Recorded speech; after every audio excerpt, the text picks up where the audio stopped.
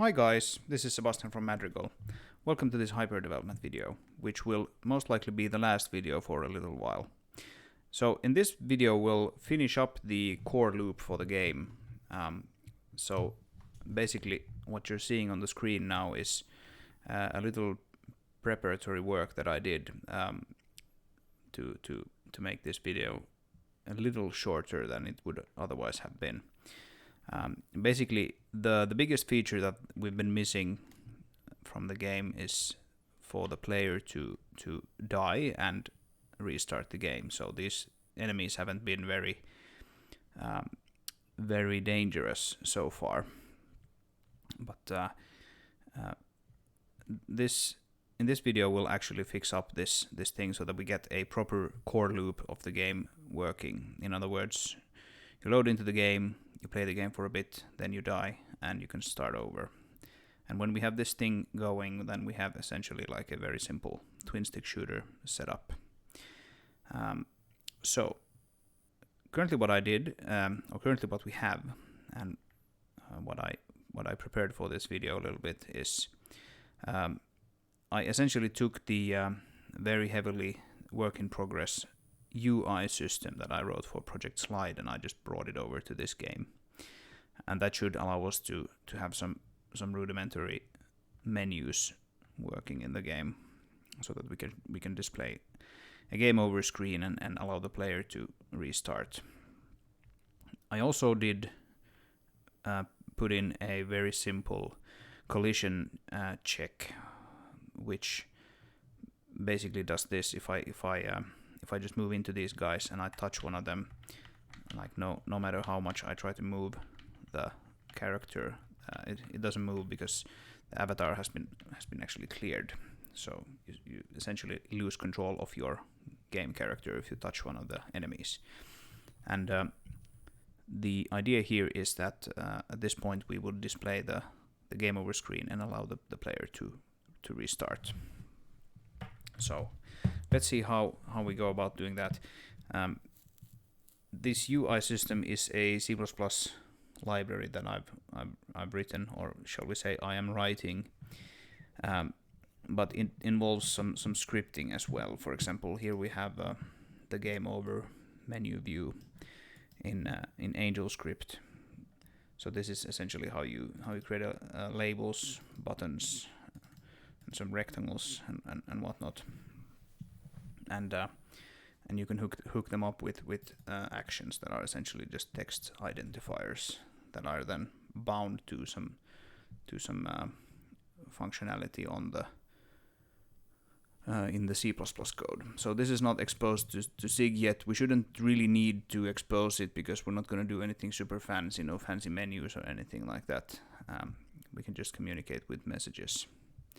So that should be fine. Now let's have a look at what I did in the Zig code for this. So the first thing I did was in the enemy component, there's this new function called check player collisions, and this is just a very naive way of checking collisions with a player. In the final game, we would probably optimize this somehow so that not every enemy needs to check their distance to the player every tick, but currently this is how it works. We don't have that many enemies anyway, so it's not a problem. We get the current position, we get the distance to the player squared. We actually already have the last known player position because we needed to set the movement target. So we just check it and compare it to some threshold which I set here to 1 world unit. And if we touch the player, we send a message enemy touched player, and this message is listened to in the game master. And if we are on the server and the session type is single player, then we know that the host ID of the player will always be 1. Like in single player games, you essentially always have only 2 hosts. You have server, which is 0, and you have the one client, which is 1.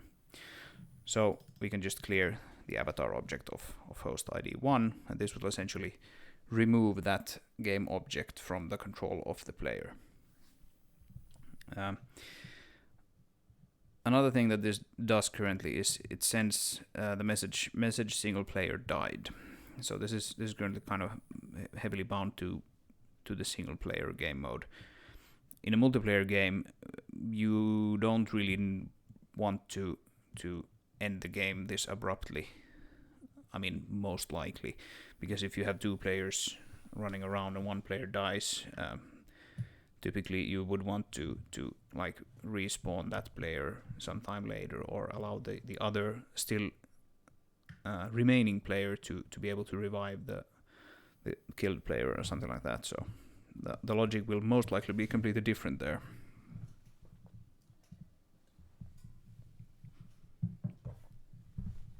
All right. So I was thinking we could use this message single player died to show that game over menu. But there's a little bit of problem here, and this is the problem that we've run into previously, and that's the fact that we want to check this thing only on the server. Like that's the idea. Things like enemies touching players, etc., are things that you want to do only on the server, not on the client, because otherwise clients can cheat. Not that this is probably a game that will ever really suffer from cheating, because it's not that popular, but still it's a good practice to follow.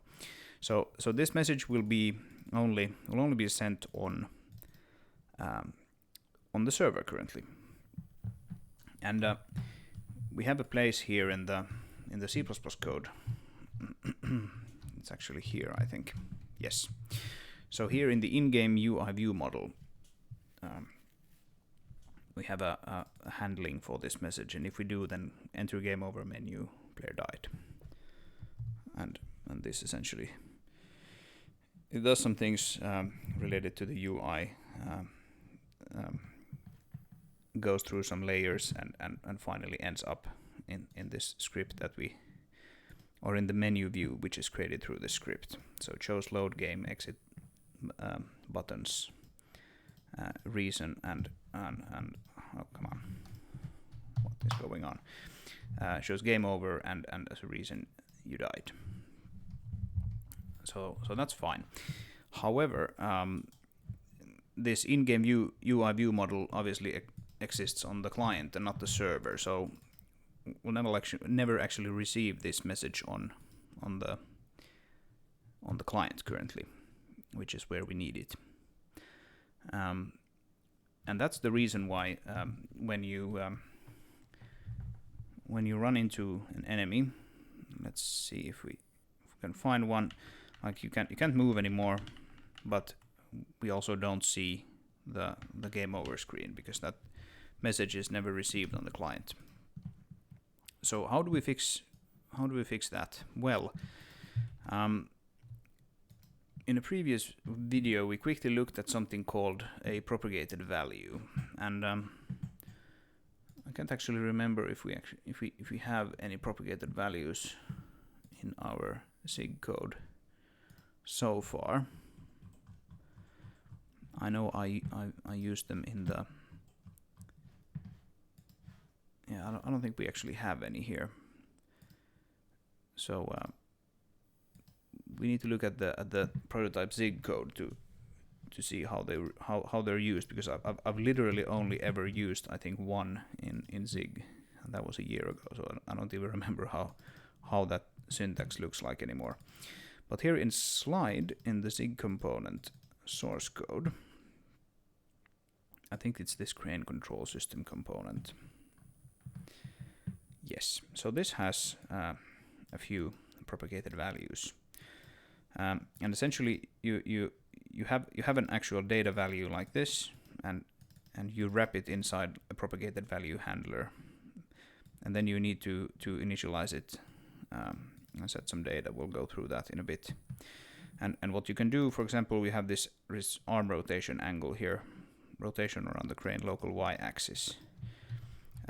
You can set some value changed callbacks. Well, this guy actually doesn't seem to have any of them.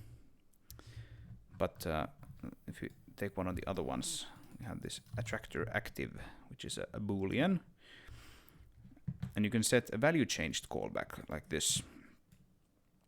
So essentially whenever this changes, be it locally or remotely, you can have this function here be executed for you by the system. And this looks it's a little verbose currently, because this system was, like I said, it's only ever been used in this class before, or this component before, and we'll see if it still works, because I haven't used it in a while. But another thing that I mentioned in a previous video is that by default all components are owned by the server, and component ownership, essentially the thing it actually controls is who gets to write to these propagated values. And if both the client and the server are writing to them, then who gets to actually override the value and send it to all the other ones. And by default that is the server, which is exactly what we want here in the game master currently, because if we add like a state or something here, and we set that to, single player died, for example, then that will be propagated to all the clients, and we can show this message in the on value changed callback. So let's do that. Let's just for simplicity, let's just add this as single player died. Oh, for some reason I have the keyboard has switched to the wrong locale. So it'll be a boolean. Maybe later we'll change this to an enum or something, and then we can have the propagated value be an integer. But it'll be a boolean for now, and we'll actually need to look at this init code a little bit, because it requires some looking up to see what these things do. So okay, it is essentially this guy here, right? So the context is, well, that's the context. We just pass it through. Then you have the name, which we can just set to the same as single player died. It generates like a network ID from that name, so it needs to be unique within this component. The next flag is reliable propagation. So whether or not this is something that needs to be reliably transmitted over the network. In this case, yes, we'll want that to be reliably propagated. Some things on the network are not needed to be reliably propagated, such as transforms, for example, because you'll be updating those transforms anyway. So if you write, if you keep updating the transform and one of those gets lost on the way, it doesn't really matter, because there'll be newer data available already by the time you would want to resend that data. So it doesn't need to be reliable. But in this case, when we set this to true on the client, we'll want them to actually flip from false to true on the clients as well. Immediate propagation, it has a little bit to do with how you actually schedule these things. If you have lots and lots of propagated values, then you will want to set most of them to not be immediately propagated, but rather through the priority. You can set like different priorities for different propagated values. So reliably true, immediately false, and the initial value is also false, which happens to be a boolean here. So yeah, this is not great. Like, they should ideally be named so that you can clearly see like what this true means, what this false means, etc. Yeah, the initial value is false. The single player has not died, right? So that's that. And then if we go back to the Zig-crane component, in the create we can then hook this up. So let's do that, and let's we'll need to change that, and I think we can call this on single player died. Now, since it's a boolean, it could in theory be switched back to false, but that's never going to happen in a single player game, because if the single player dies, then the game will be either exited or reloaded. And the component type is also wrong, but we can just put self there, and we'll make the whole row be a little shorter. Actually, we can probably do this. Oh no, not that, but this. Yes, and it will format it for us vertically. Okay, so when the single player died changes, we'll call on single player died, and we don't have that yet, so let's create that next, and let's have a look at what that looks like. So this is the function signature that these propagated values expect. So let's just copy that guy. And we'll do we'll just copy that, and essentially here we'll want to send that message, right? So single player died. So we'll be using self, and we're not actually going to need to use any of these. Active is actually, that's the name of the parameter itself, so we should just call it like dead, essentially. And we could assert here that it is true, but we don't really need to do that. These other values are this specifies if the change was local or not. So a local change is something that was set like on the same host as this is actually executed on. So for example, here if we here we go. Here's the thing where we actually want to set this. So on the server, when the enemy has touched the player, if we're in a single player game session, then we can do self single player died set and true, right? And so this will also locally on the server, this will cause this to be executed, and this local change will be true.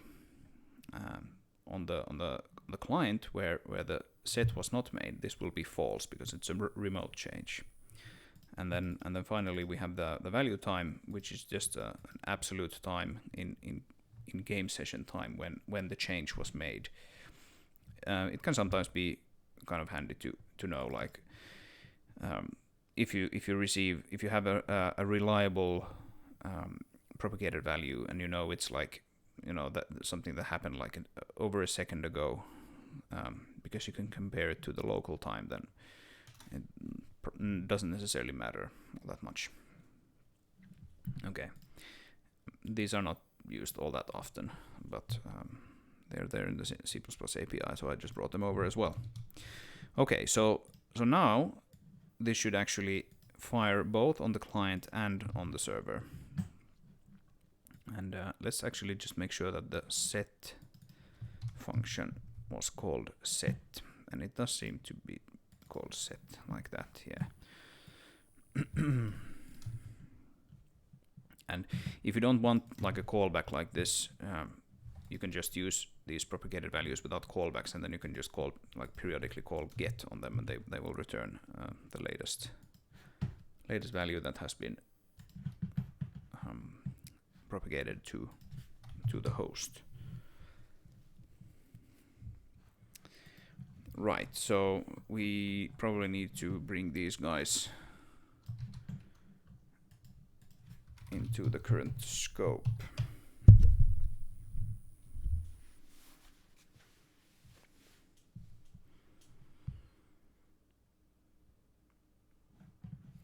there we go. Okay.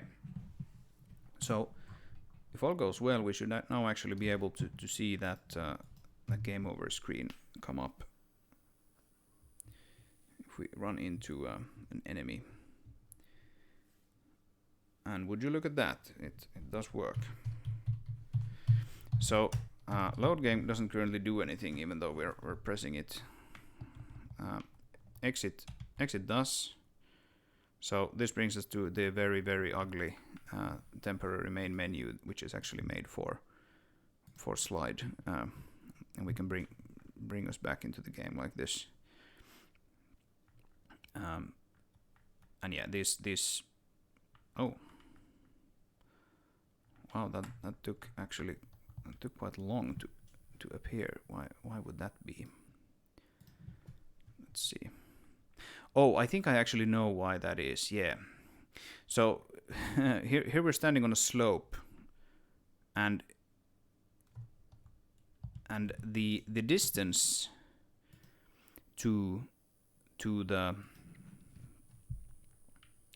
from the enemy to the player is measured as a 3D vector. So it's just probably like just falls out of that like epsilon value. Like if we run into these guys here on the flat plane, then it fires immediately, just like it should. Yeah, these are small subtle bugs that need to be fixed before this can be given to any actual players. But I think this will do for now. We'll probably need to come up with a better collision algorithm anyway. But yeah, now we can actually play this. Oh no, I died. So we can't load the game yet, and that's kind of annoying. So let's have a look at what the script does when that load button is pressed. So we have game over menu view, and we have load game button.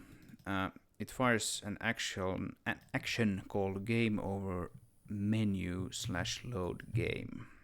And if we go have a look at this, it's defined here. So let's search for that defined name instead. We'll find some things in slide. That's the wrong game. We're not in slide currently.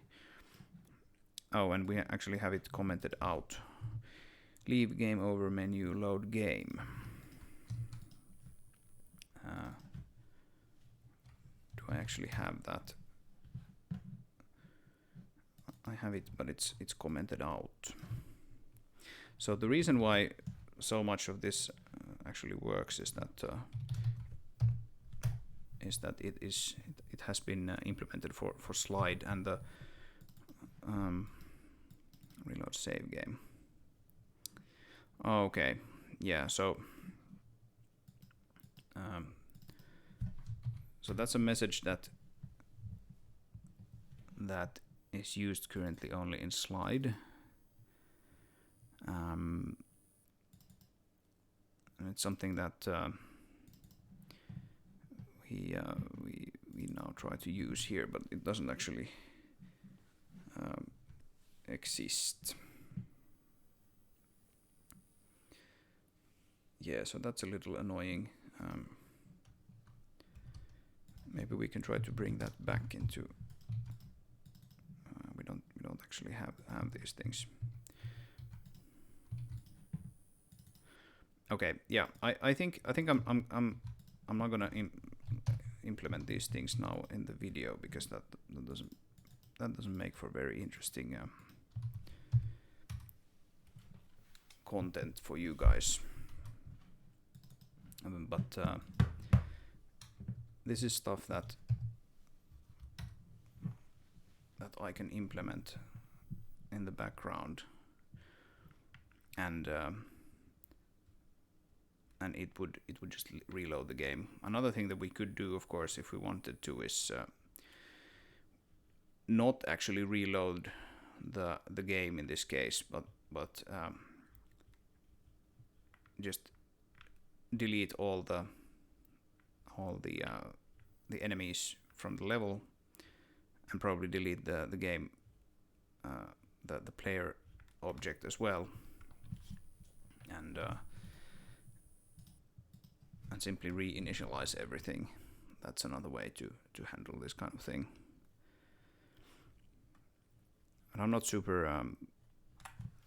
This is actually kind of difficult now that those guys actually are deadly. Let's see how long I can stay alive. Yeah, I'm not super worried about the flow right now because I'm like I mentioned previously. I'm actually the plan has been all along for me to procedurally generate these levels, and that's a whole thing that I could probably dedicate like a video series to, because procedural generation is quite complicated, and especially like you can procedurally generate things quite easily, but to actually make them good and make levels, procedurally generate levels that are fun to play, that's kind of difficult.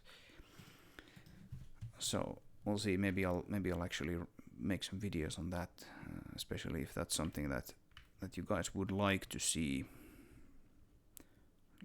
Let me know in the comments how you would actually want me to continue to develop this game on video, or would you like me to concentrate on the game loop, making more interesting weapons and power-ups and game modes and whatnot, or would you like me to polish up the multiplayer game so that you could play either like against other people or sort of in a co-op situation where you fight against the computer and a horde of enemies in a co-op setting.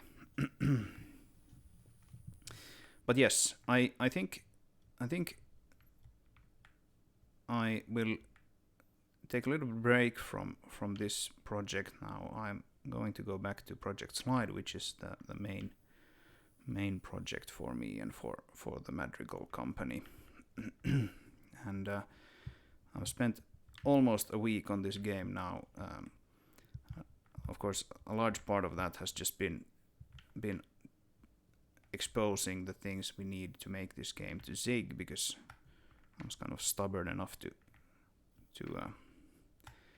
develop this game in Zig, even though I could easily have done it in C++. But this was quite fun to do, and I enjoy programming in Zig quite a lot. It's sort of, after having programmed in C and C-like languages for very, very long, it's kind of nice to have another language that is sort of just different enough that it makes it feel like a little more fresh.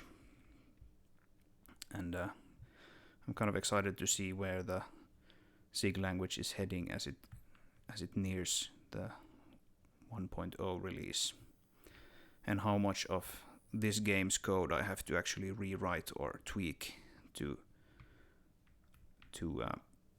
compile again with the like the first sort of stable compiler and toolchain.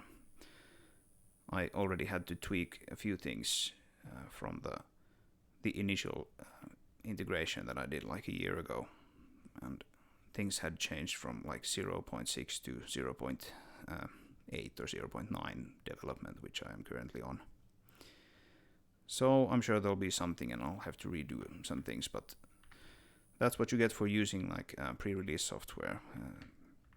Still, I find it quite easy and fun to work with, so that's cool.